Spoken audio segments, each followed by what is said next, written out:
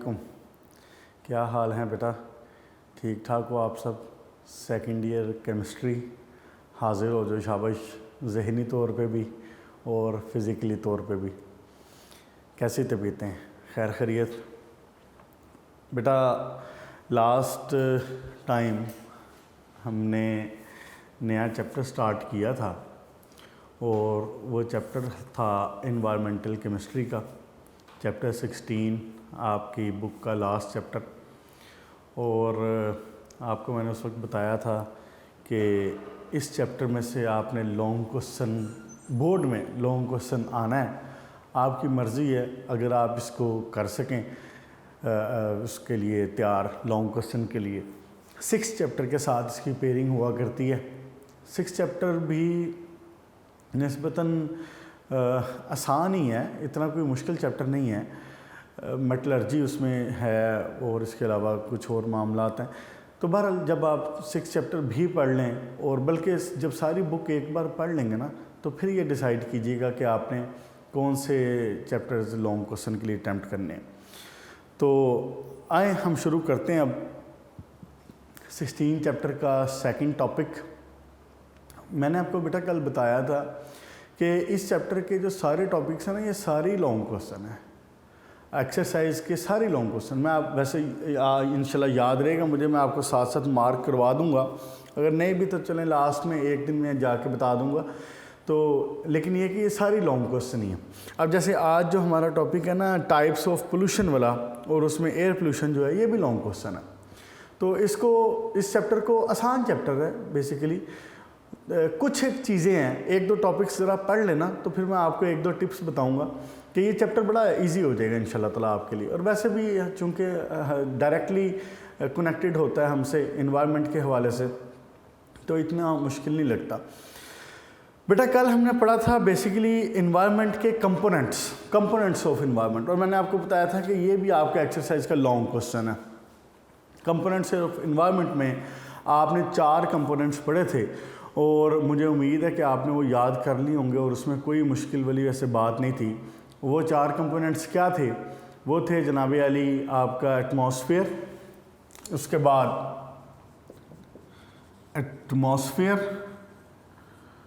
उसके बाद था हाइड्रोस्फीयर, उसके बाद था लिथोस्फीयर, और फाइनली था बायोस्फीयर। अगर मैं शॉर्टली बात करूं तो एटमॉस्फेयर में आपने एनवायरनमेंट बेसिकली क्या थी कि आपके इर्द गिर्द की जो सारी चीज़ें हैं that comes under the domain of environment. आपके इर्द गिर्द की जो सारी चीज़ें हैं जिनका आपके साथ ताल्लुक़ है, जिसमें हवा, पानी, गैसेस, ये सारा कुछ शामिल है, आपकी ज़मीन शामिल है, उसके बाद इंसान, दूसरे जानवर, परिंदे, चरिंद परिंद, पौधे, ये सारी चीज़ें एनवायरनमेंट में आती हैं। एनवायरनमेंट में जब हम उसके कंपोनेंट्स देखते हैं, और हम इन्हीं चीज़ों को जिनका अभी मैंने नाम लिया है, इनको जब डिस्ट्रीब्यूट करते हैं, इनको डिवाइड करते हैं, तो हमें पता चलता है कि हमारे गिर्द मौजूद या तो चीज़ें जो हैं वो गैशियस हैं, ठीक है ना। मैं इस पर इस सेंस में भी तो बात कर सकता हूँ ना, या तो मैं कह सकता हूँ कि चीज़ें हमारे गिर्द गैशियस हैं। तो जो गैशियस हैं वो सारी आती हैं एटमॉस्फेयर में। गैशियस सारी किस में डिस्कस होंगी? एटमॉस्फेयर में। अच्छा, या हमारे गिर्द पानी है, हम पानी इस्तेमाल भी करते हैं, और वैसे भी हमारे समुंदर पानी से भरे हुए हैं, वो आएगा हाइड्रोस्फीयर में। और हमारे गिर्द तीसरी चीज़ क्या है? सॉलिड्स हैं। देखें, इस तरह से भी बात को आप जहन में रख सकते हैं ना। तीसरी चीज़ हमारे के गिर्द क्या है? सॉलिड्स है, जिसमें हमारी ज़मीन भी आ रही है, और ज़मीन के अंदर मादनियात जो मौजूद हैं, जो मिनरल्स मौजूद हैं, जो एलिमेंट्स मौजूद हैं, वो सारे इसमें आ रहे हैं, वो आगे लिथोस्फीयर में। अच्छा, एक चौथी चीज़ ये देखें, गैस, लिक्विड, सॉलिड हो गया। अब एक चीज़ और है जो कि सॉलिड तो हैं लेकिन वो मूव भी कर सकते हैं, वो जिंदा चीज़ें हैं, और इनको फिर हम एक अलग कैटेगरी में रखते हैं, बायोस्फीयर। हमारा एज ह्यूमन जब हम जी रहे हैं, और हमारे इर्द गिर्द की मौजूद हर चीज़ों का आपस में किसी न किसी हवाले से एक ताल्लुक़ है। हम इन्वायरमेंट को कुछ चीज़ें प्रोवाइड कर रहे हैं, और इन्वायरमेंट से कुछ चीज़ें ले रहे हैं। हमारा अपनी इन्वायरमेंट के साथ एक ताल्लुक़ है। इसी ताल्लुक़ को, इसी सिस्टम को इकोसिस्टम कहते हैं। क्या कहते हैं? इकोसिस्टम। और जब आप इस इन्वायरमेंट को ख़राब करते हैं, आप इसके ऊपर कोई एडवर्स इफ़ेक्ट डालते हैं, मैं वर्ड यूज़ कर रहा हूँ एडवर्स। एडवर्स का मतलब होता है बुरा, ख़राब। जब आप इसके ऊपर कोई एडवर्स इफ़ेक्ट डालेंगे तो ये चीज़ आएगी, आपकी इन्वायरमेंट को डिटोरिएट करेगी, आपके इन्वायरमेंट को ख़राब करेगी। और इवेंचुअली जिस बात को इंसान ने काफ़ी देर से समझा लेकिन समझ गया है अब, इवेंचुअली अगर आप अपने इन्वायरमेंट को ख़राब करते हैं तो इवेंचुअली वो नुकसान घूम फिर के आप तक ही आता है, वो नुकसान घूम फिर के हम तक ही आता है दोबारा से। तो अब हम शुरू करते हैं आज का टॉपिक। मैंने आपको कल बताया था कि आपने पेज नंबर 308 पे जो हेडिंग है बायोस्फीयर की या इकोस्फीयर की, इसकी हेडिंग तक करना है। उससे जो नीचे वाला पैराग्राफ है ना, वो नेक्स्ट टॉपिक में शामिल है। आए अब इसको नेक्स्ट टॉपिक को शुरू करते हैं और अब हम बात करेंगे कि वो क्या चीज़ें हैं या वो क्या मसाइल हैं जो हमें इन्वायरमेंट को हमारी वजह से और हमें फिर इवेंचुअली इन्वायरमेंट की वजह से सहने पड़ रहे हैं। हम बात करेंगे पोल्यूशन की। पोल्यूशन क्या है? पोल्यूशन या प्लूटेंट, प्लूटेंट का मतलब क्या है? वो चीज़ जो प्लूटेंट, प्लूटेंट का मतलब है वो चीज़ जो पोल्यूशन कॉज करे, पोल्यूशन की वजह बने। तो प्लूटेंट क्या होता है? कोई भी ऐसी चीज़ सॉरी, कोई भी ऐसी चीज़ जो हमारे ऊपर, हमारी प्रॉपर्टी के ऊपर, इन्वायरमेंट के ऊपर कोई नेगेटिव, कोई एडवर्स इफेक्ट कॉज करे, इट इज़ कॉल्ड प्लूटेंट। क्या मैंने कहा है? मैंने कहा है कि कोई भी चीज़, anything, any species, any factor which cause an adverse effect on us, our property or the environment at the whole is called pollutant। Clear होगी बात? ये डेफिनेशन इसने यहाँ लिखी भी हुई है पेज नंबर 308 पे। देखें ज़रा, जो पैराग्राफ मैंने कहा था कि आपने अभी नहीं करना टाइप ऑफ पोल्यूशन से ऊपर वाला, उसमें लिखा हुआ है। तो आप इसको पोल्यूटेंट कहेंगे या इन्वायरमेंटल पोल्यूटेंट कहेंगे। ठीक हो गया जी?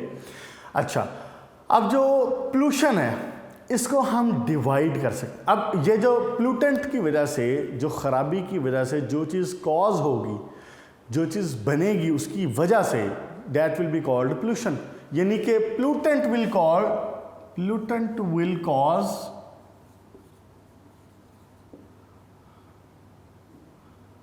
पोल्यूशन,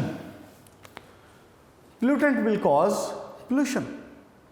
ऐसे ही आप जिसको आप उर्दू में कहते हैं आलूदगी, गंदगी, आलूदगी। अब जो आलूदगी है, जो पोल्यूशन है, इसकी वैसे तो टाइप्स और हैं, लेकिन हम यहाँ पे डिस्कस करेंगे दो टाइप्स जो कि मेन हैं। वो क्या हैं? एक है एयर पोल्यूशन और दूसरी होगी वाटर पोल्यूशन। हम डिस्कस करेंगे कि वो क्या चीज़ें हैं, वो कौन से फैक्टर हैं, वो कौन सी स्पीशीज़ हैं जो कि एयर पोल्यूशन कॉज कर रही हैं। और जब उस एयर पोल्यूशन हो गई है, अब एयर पोल्यूशन होगी तो उस एयर पोल्यूशन की टाइप्स क्या हैं? जैसे देखें ना, एसिड रेन का आपने नाम सुना होगा, आपने स्मोक का नाम सुना होगा, फिर आपने जो डिप्लीशन ऑफ ओजोन था, ये सारी पोल्यूशन की रीजंस थी। पोल्यूशन की वजह से ये कॉज हुई थी, पोल्यूशन की वजह से ये हैपन हुई थी एक्चुअली। तो इसलिए वो आएंगी, ये सारी बातें हम करेंगे एयर पोल्यूशन में। उसके बाद हम इंशाल्लाह ताला जाएंगे वाटर पोल्यूशन की तरफ कि पानी कैसे आलूदा हो रहा है और वो हमें कैसे इफेक्ट कर रहा है या हम उसको कैसे साफ़ कर सकते हैं। पेज नंबर 308 से मैं शुरू करता हूँ और सबसे पहले हम बात करेंगे एयर पोल्यूशन के। जब मैं एयर पोल्यूशन की बात कर रहा हूँ ना, तो अब इसमें ये डिस्कस होगा कि आपकी जो हवा है ये आलूदा कैसे हो रही है, ये पोल्यूट कैसे हो रही है, ये किन फैक्टर्स की वजह से पोल्यूट हो रही है, ये बात होगी इसमें। इसलिए जब बात इसकी शुरू करते हैं तो सबसे पहले एक इम्पॉर्टेंट शॉर्ट क्वेश्चन है, और वो शॉर्ट क्वेश्चन क्या है? वो है जनाब अली कि what are primary and secondary pollutants. Types of pollution, ये टॉपिक है आपका, ठीक हो गया। और इसमें हम पहले क्या पढ़ रहे हैं, हम पढ़ रहे हैं air pollution.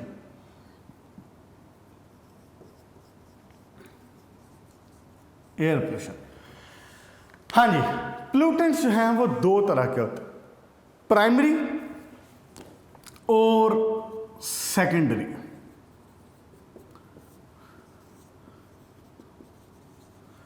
Primary pollutant, secondary pollutant. Important short question है, ये पूछ लेता है बोर्ड में, पेपर में पूछ लेता है कि बताएं जी प्राइमरी पोल्यूटेंट क्या है और सेकेंडरी पोल्यूटेंट क्या है।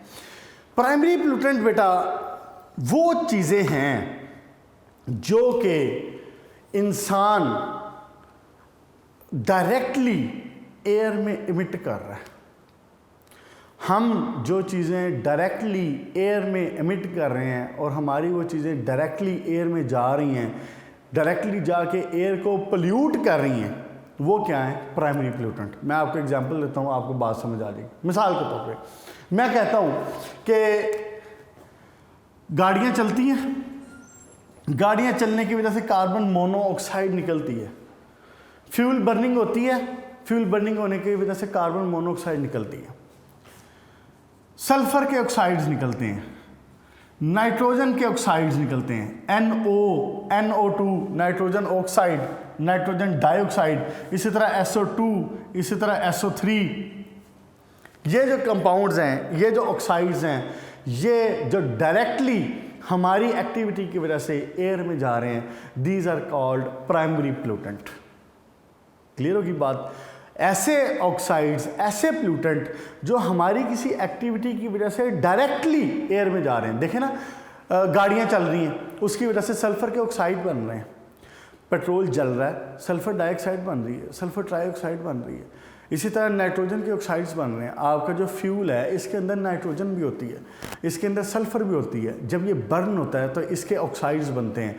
तो ये बड़े कॉमन से ऑक्साइड्स हैं। CO जिसको कार्बन मोनोऑक्साइड कहते हैं आप, SO2, SO3, NO और NO2। अच्छा एक बात आप जहन में रखें ज़रा, SO2 और SO3 इसको ना कंबाइनली सॉक्स भी कहते हैं। ऐसे लिखा हुआ नजर आ रहा ना, क्या कह रहा हूं, इसको SO2 और SO3 को सॉक्स भी कहते हैं। यानी मैंने क्या किया है, SO लिखा है और आगे मैंने यहाँ पे X लगा दिया सिर्फ। इसका क्या मतलब है, सल्फर के ऑक्साइड्स। अब मैं इसमें SO2 भी आ जाएगा, इसमें SO3 भी आ जाएगा। अच्छा जी, इसको नॉक्स भी कहते हैं, मतलब नाइट्रोजन के ऑक्साइड्स को कंबाइन कर दिया, NOx, X छोटा लिखेंगे आप नीचे, NOx। इसका मतलब इसमें नाइट्रिक ऑक्साइड भी आ जाएगा और इसमें नाइट्रोजन डाइऑक्साइड भी आ जाएगा। ठीक हो गया। अब मैं ये वर्ड फ्रीक्वेंटली यूज़ करूँगा, सॉक्स, नॉक्स। अब आपको पता होना चाहिए जब मैं सॉक्स की बात कर रहा हूँ तो इट मीन्स कि सल्फर का ऑक्साइड X का मतलब SO2 भी हो सकता है, SO3 भी हो सकता है। इसी तरह नाइट्रोजन के ऑक्साइड, उसमें ऑक्सीजन NO भी हो सकता है, NO2 भी हो सकता है, and it will B combinedly called NOx यानी नॉक्स। ठीक हो गया।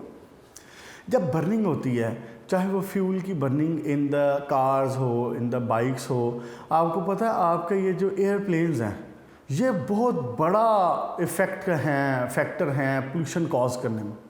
दिन में हज़ारों फ्लाइट्स उड़ती हैं एक जगह से दूसरी जगह जो पैसेंजर्स को लेके जाती हैं, और एक जहाज़ हज़ारों लीटर तेल इस्तेमाल करता है, और ऑब्वियसली जब वो तेल बर्न हो रहा है तो उसके जो फ्यूम्स निकल रहे हैं, जो उसके ज़रात निकल रहे हैं, वो कहाँ जा रहे हैं, वो हमारे इन्वायरमेंट में जा रहे हैं।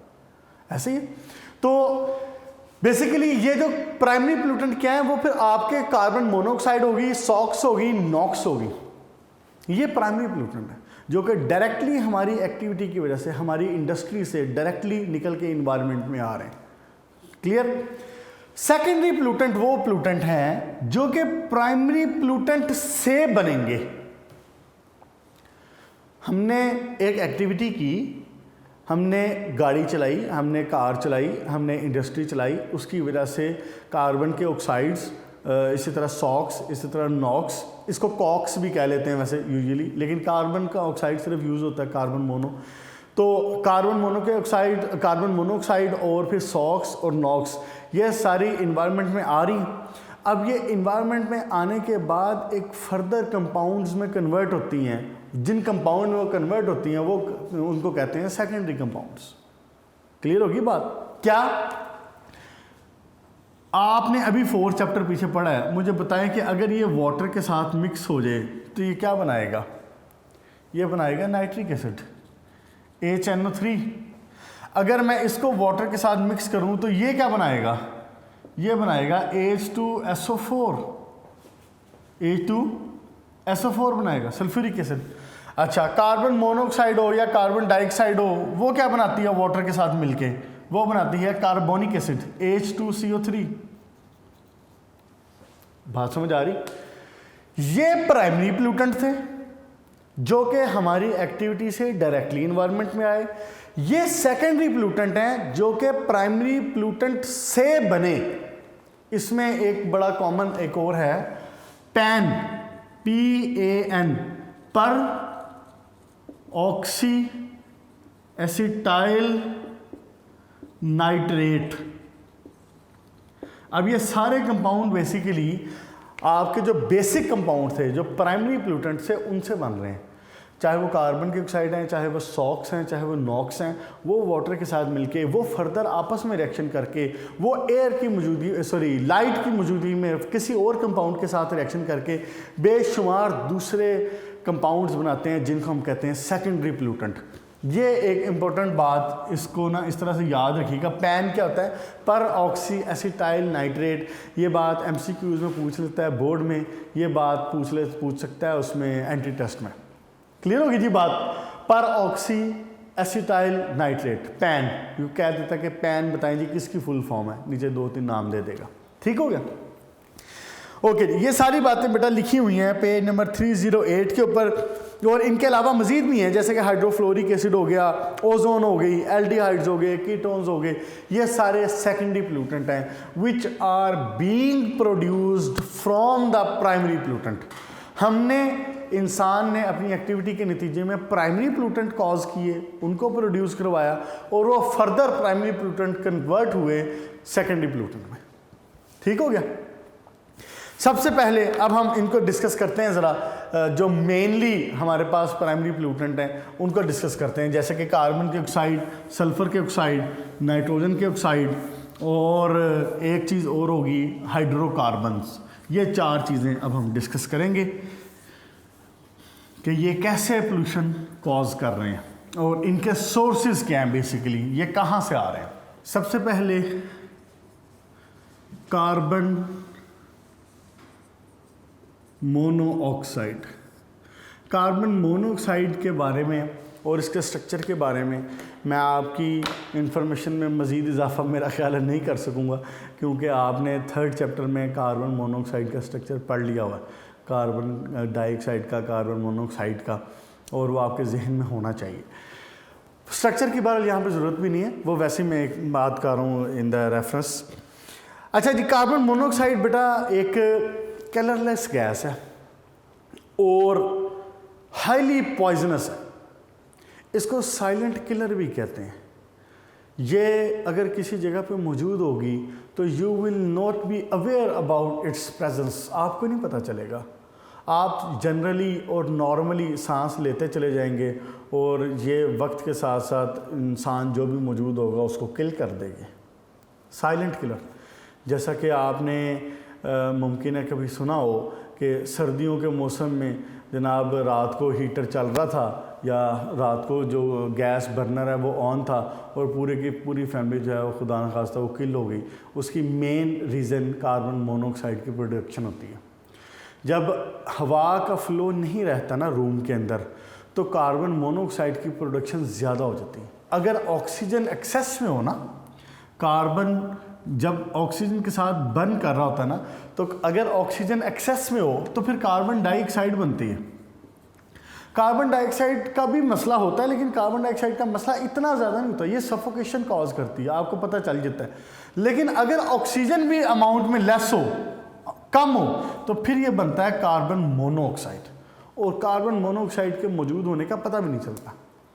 इसीलिए मुमकिन है आपने कभी सुना हो कि आप गाड़ी में भी अगर जा रहे हो ना सर्दियों के मौसम में और आपने हीटर ऑन किया हो सर्दियों में हम हीटर ऑन करते हैं गाड़ियों का, तो वो ख़ास तौर पे आपको ये कहा जाता है कि अपनी जो विंडो है ना उसको थोड़ा सा कम से कम ओपन रखें ताकि फ्रेश एयर आती रहे, क्योंकि जो हीटर है वो बेसिकली इंजन का एग्जॉस्ट ले रहा होता है। हीटर जो होता है ना आपकी गाड़ी का, वो बेसिकली इंजन के एग्जॉस्ट से खुद को हवा को गर्म करके आपको दे रहा होता है। तो मुमकिन है कि उसके अंदर कार्बन मोनोऑक्साइड शामिल हो, तो आप इसलिए अपनी खिड़की जो है, अपना विंडो जो है वो थोड़ी सी खोल के रखें ताकि फ्रेश एयर का जो पैसेज है वो रहे। बरं हम बेटा अब इसको कार्बन मोनोऑक्साइड का दो जो सोर्सेज हैं वो पढ़ेंगे। या तो इसके सोर्सेज हो सकते हैं नेचुरल, या हो सकता है ये बाय ह्यूमन एक्टिविटीज। जब इसके सोर्सेज नेचुरल की बात करते हैं तो सबसे बड़ा इसका जो सोर्स है वो है वोल्केनिक इरप्शंस, उसके बाद नेचुरल गैस की जनरल एमिशन, और उसके बाद ऑक्सीडेशन ऑफ मीथेन। मिसाल के तौर पे आप जानते हैं कि अगर हमारे पाकिस्तान में तो ये ज़रा कम है ये वोल्केनो वाला मामला, यानी जिसको आतिशफशां कहते हैं, वो वाला पाकिस्तान में मामला ज़रा कम है, लेकिन बहुत सारे मुल्कों में अच्छा खासा होता है। तो उसमें जब बेसिकली ज़मीन के अंदर से वो लावा निकलता है ना, तो it contains rich amounts of carbon monoxides, तो उसमें कार्बन मोनोऑक्साइड शामिल होते हैं। ये एक मेन सोर्स है इसका। इसके अलावा जो जनरल, अगर मिसाल के तौर पे जंगल में आपको पता है कि मीथेन गैस प्रोड्यूस हो जाया करती होती है।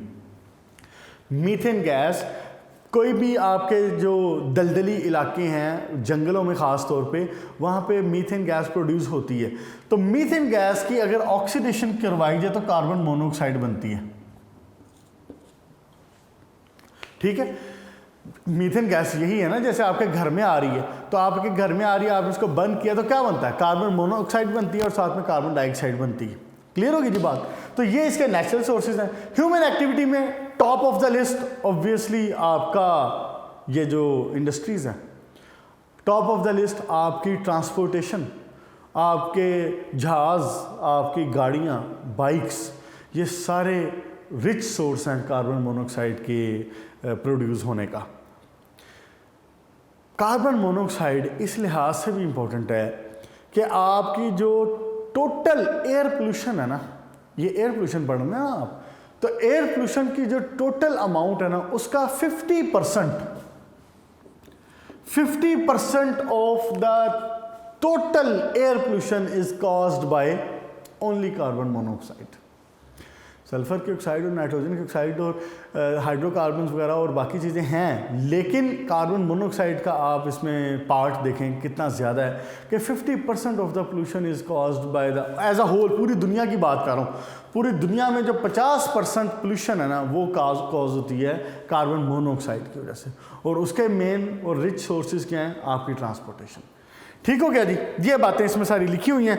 और उसके बाद आपने बता देना कि इनकम्प्लीट कंबस्शन होगी तो डिसोसिएशन होगी, और ये सारा कुछ बातें, जनरल बातें, ये पढ़ेंगे तो समझ भी आ जाएगी। फिर एक बात यहाँ पे छोटी सी और बताई जा सकती है, और जो लास्ट पैराग्राफ में उसने डिस्कस की है वो क्या है कि कार्बन मोनोऑक्साइड का जो है ये मसला क्या है, बेसिकली होता क्या है कि हमारे अंदर, हमारे लंग्स के अंदर जब हम इनहेल किया हुआ है, ऑक्सीजन को इनहेल किया हुआ है, ऑक्सीजन मैं अंदर लेके गया हूँ, जब मैं एक्सहेल करता हूँ, सांस बाहर निकालता हूँ, तो मेरे जो लंग्स में कार्बन डाइऑक्साइड मौजूद है, जो कि बेसिकली आपके ब्लड सेल्स लेके आते हैं, उसको कैरी करके लाते हैं और लंग्स में ला के उसको डिस्चार्ज करते हैं। तो वो कार्बन डाइऑक्साइड हीमोग्लोबिन को छोड़ के, और जो आपके इसके ब्लड सेल्स हैं उनको छोड़ के वो आती है आपके लंग्स में, लंग्स से आती है, और जब मैं एक्सहेल करता हूँ तो वो कार्बन डाइऑक्साइड जो है बाहर निकल जाती है साथ में। यही प्रोसेस, यही तरीकाकार है सर। होता क्या है कि अगर आपने कार्बन मोनोऑक्साइड को इनहेल किया ना, बाहर से इनहेल करूंगा ना, कार्बन मोनोऑक्साइड अंदर से तो नहीं आती, बाहर से इनहेल जब करूंगा तो कार्बन मोनोऑक्साइड जाके हीमोग्लोबिन के साथ और रेड ब्लड के सेल्स के साथ ज़्यादा स्ट्रिक्टली और ज़्यादा स्ट्रांगली कंबाइन करती है। इसको फिर अलग करना इसके लिए आसान नहीं रहता। इसलिए जैसे carbon dioxide easily blood cell को छोड़ के, इजीली हीमोग्लोबिन को छोड़ के और सेपरेट हो जाती है और लंग्स में आ जाती है ना, कार्बन मोनोऑक्साइड ये नहीं करती। कार्बन मोनोऑक्साइड ज़्यादा स्ट्रिक्टली बाइंड करती है और इवेंचुअली क्या होता है कि आपके जो ब्लड है उसके अंदर ऑक्सीजन की मिकदार कम हो जाती है, जिसकी वजह से फिर डेथ्स होती है। शुरू में ऑब्वियसली नोज़िया हो सकता है, यानी थोड़ा चक्कर वक्कर आ सकते हैं, इस तरह का मामला हो सकता है, लेकिन अगर आप लॉन्ग एक्सपोजर लेंगे कार्बन मोनोऑक्साइड का तो eventually death will be there. ठीक हो गया। अगर कार्बन मोनोऑक्साइड का किसी जगह पे ऐसा कोई कॉज हो गया है, किसी पेशेंट का पता चला है कि उसको कार्बन मोनोऑक्साइड का जो एक्सपोजर है वो बहुत ज़्यादा हो गया है, तो उसको फिर ऑक्सीजन के शॉक्स दिए जाते हैं, ज़्यादा ऑक्सीजन प्रोवाइड की जाती है प्रेशर के साथ, ताकि वो उस कार्बन मोनोऑक्साइड को रिप्लेस करवा सके जाके। ठीक हो गया बेटा, यहाँ पे कार्बन मोनोऑक्साइड की बात हुई ख़त्म। नेक्स्ट देखेंगे हम नाइट्रोजन के ऑक्साइड्स। अब नाइट्रोजन के ऑक्साइड में भी यही दो बातें डिस्कस होनी है, एक उसका जो नेचुरल प्रोडक्शन है वो कैसे हो रही है, और दूसरा हम देखेंगे कि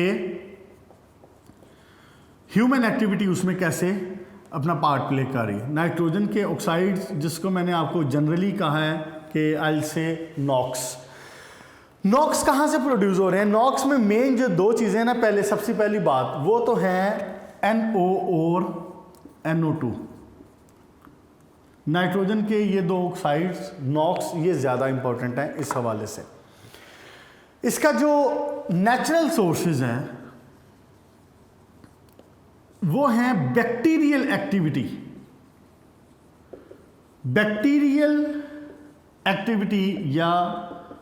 या माइक्रो ऑर्गेनिजम्स की एक्टिविटीज़। होता क्या है कि ज़मीन के अंदर जो बैक्टीरिया मौजूद हैं ये फिक्स करते रहते हैं नाइट्रोजन को, और नाइट्रेट्स नाइट्राइट्स ये बनाते रहते हैं, जिसकी वजह से फर्दर NO और NO2 प्रोड्यूस होती रहती हैं। अब ह्यूमन एक्टिविटी की बात करूं तो इसका जो मेन सोर्स है वो आपकी ट्रांसपोर्टेशन, ऑब्वियसली सबसे बड़ी बात।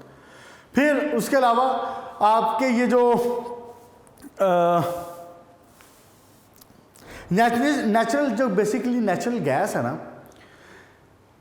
जिसको आप बर्न करते हैं, और आपका गैसोलीन है, यहाँ पे मैं लिख देता हूँ नेचुरल गैस और गैसोलीन का मतलब पेट्रोल डीजल वगैरह, ये दोनों बेसिकली हैं क्या, ये कार्बन के कंपाउंड है ना जिनको ज़मीन से एक्सट्रैक्ट किया जा रहा है, तो इसमें नाइट्रोजन भी शामिल होती है।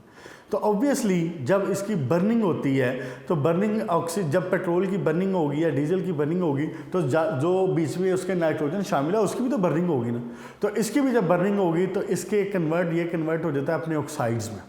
ठीक हो गया। और वो ऑक्साइड्स मेनली क्या है, वो नाइट्रोजन के ऑक्साइड NO और NO2 हैं। ठीक हो गया।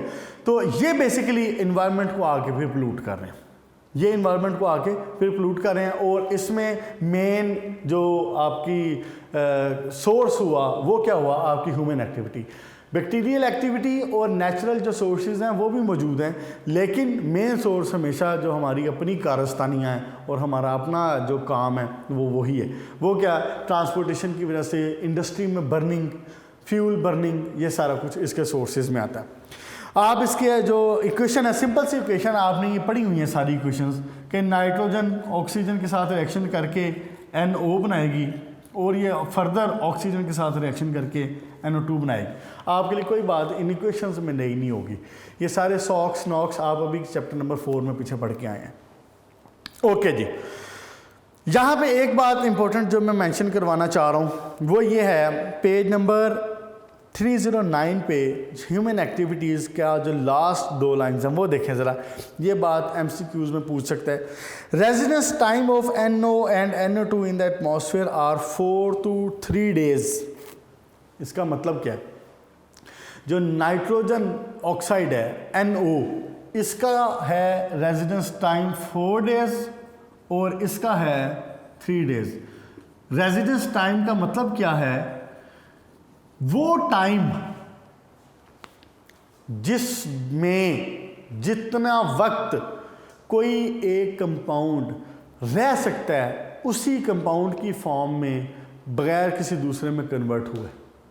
मतलब क्या है इस बात का, नाइट्रोजन ऑक्साइड और नाइट्रोजन डाइऑक्साइड ये हवा में नाइट्रोजन ऑक्साइड और नाइट्रोजन डाइऑक्साइड की फॉर्म में रह सकते हैं, और इनका रेजिडेंस टाइम जो है वो 3 से 4 दिन है। इसका 4 दिन है, उसका 3 दिन है, 3 से 4 दिन, ठीक हो गया। तो ये इसके बाद ये क्या करते हैं, ये सूरज की रोशनी की वजह से, दूसरे कंपाउंड के मौजूद होने की वजह से ये कन्वर्ट हो जाते हैं into some other compounds, like जैसे भी बात की ना पैराऑक्सी एसिटाइल नाइट्रेट, या लाइक आप समझ लें कि कीटोन्स के लिहाज से कोई कंपाउंड बना देता है, एल्डिहाइड्स के लिहाज से कोई कंपाउंड बना देता है जिसमें अमाइन ग्रुप साथ लगाओ, ऐसा कुछ भी हो सकता है। लेकिन रेजिडेंस टाइम, इनका रहने का जो वक्त है वो 3-4 दिन है। इसके लिए 4 दिन और इसके लिए 3 दिन। 3 दिन के बाद या 4 दिन के बाद it will be converted to another compound, हो सकता है वाटर के साथ मिलकर नाइट्रिक एसिड बना दें, ठीक हो गया। मैक्सिमम इनका जो रेजिडेंस टाइम है वो इतना है। ओके जी, ठीक है। आज ऐसा करते हैं कि इसको यहीं तक रख लें, इसमें मुश्किल कोई भी नहीं है। वैसे ये आपका एक्सरसाइज का क्वेश्चन नंबर क्या है, क्वेश्चन नंबर 5 है ये एक्सरसाइज का। और नेक्स्ट इंशाल्लाह ताला हम ना अब सल्फ़र के जो ऑक्साइड्स हैं उनको डिस्कस करेंगे। उसके अलावा जो बताना मैं क्या चाह रहा था, हाँ, कार्बन मोनोऑक्साइड वाला जो क्वेश्चन है ना वो बोर्ड में 1-2 बार सेपरेटली भी आया हुआ है। बेटा अगर आपको बोर्ड में क्वेश्चन देते ना टाइप ऑफ एयर पोल्यूशन, जैसा कि मैंने ये बताया क्वेश्चन नंबर 5 एक्सरसाइज का, तो ये एयर पोल्यूशन की बात अगर वो करता है तो फिर आपको पूरे का पूरा लिखना पड़ेगा। फिर ये आपकी अक्लमंदी है, आपकी दानिशमंदी है कि आप उसको कैसे शॉर्ट करते हैं। ज़ाहिर है आप 4 नंबर के लिए, और आपका जो अप्रॉक्सीमेट टाइम बनता है बोर्ड में एक लॉन्ग क्वेश्चन अटेम्प्ट करने का वो 11 से 12 मिनट बनता है। तो आप ज़ाहिर 10-12 मिनट में इतना लंबा पूरा तो नहीं लिखेंगे ना, जिसमें आप कार्बन के ऑक्साइड भी बताएं, नाइट्रोजन के ऑक्साइड भी बताएं, सल्फ़र के ऑक्साइड भी बताएं, हाइड्रोकार्बन भी बताएं, ऐसे ही है ना।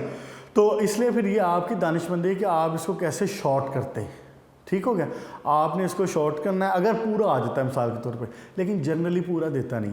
जैसा कि बोर्ड में उसने 1-2 बार जो दिया हुआ वो उसने कार्बन मोनोऑक्साइड का पूछ लिया, सिर्फ कार्बन मोनोऑक्साइड का। तो फिर आप जब इस तरह से पूछेगा तो आप बता देंगे कार्बन मोनोऑक्साइड के जो सोर्सेज क्या हैं, नेचुरल सोर्सेज क्या हैं, आप बता देंगे कि इसके ह्यूमन सोर्सेज क्या हैं, ह्यूमन एक्टिविटी से ये कैसे आ रहा है ये बता देंगे। उसके बाद आप ये बात कर देंगे कि कार्बन मोनोऑक्साइड हैज़र्डस क्यों है, डेंजरस क्यों है, जो कि उसके लास्ट वाला पैराग्राफ है। क्लियर हो गया। आज बेटा हमने शुरू किया है टाइप्स ऑफ पोल्यूशन, और पोल्यूशन में मैंने आपको बताया था कि we will be discussing mainly 2 type of pollution, and that is air pollution and water pollution. Air pollution में जो मेन पोल्यूटेंट हैं वो हैं कार्बन के ऑक्साइड्स, वो हैं नाइट्रोजन के ऑक्साइड, वो हैं सल्फ़र के ऑक्साइड्स, और चौथा हम पढ़ेंगे हाइड्रोकार्बन। आज हमने कार्बन ऑक्साइड में कार्बन मोनो को डिस्कस कर लिया, उसके बाद हमने नॉक्स को देख लिया। नेक्स्ट लेक्चर में इंशाल्लाह ताला सॉक्स और हाइड्रोकार्बन को डिस्कस करेंगे। इसको अच्छे तरीके से याद कर लीजिएगा, अपना ख्याल रखिएगा, और मुझे इजाज़त दें अब। Good luck.